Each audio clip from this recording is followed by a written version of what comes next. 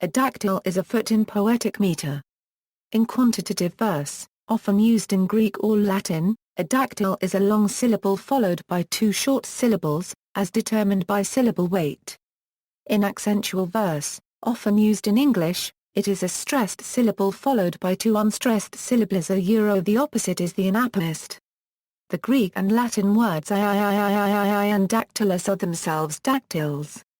The English word poetry is also a dactyl. A useful mnemonic for remembering this long-short-short pattern is to consider the relative lengths of the three bones of a human finger. Beginning at the knuckle, it is one long bone followed by two shorter ones.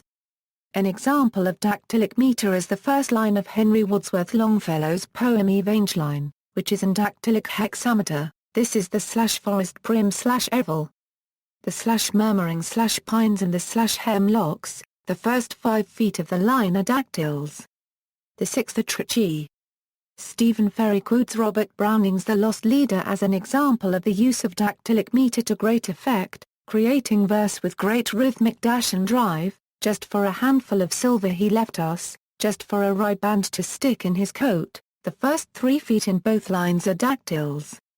Another example, the opening lines of Whitman's Out of the Cradle Endlessly Rocking, his poem about the birth of his poetic voice. Out of the cradle, endlessly rocking, a dactyl, followed by a trichii. Then another dactyl followed by a trichii, out of the mockingbird's throat, the musical shuttle, 2 dactyls, then a trichii. Then another dactyl, followed by a trichii.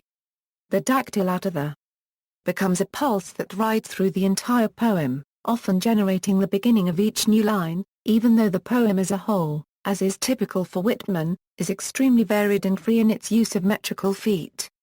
Dactyls are the metrical foot of Greek elegiac poetry, which followed a line of dactylic hexameter with dactylic pentameter.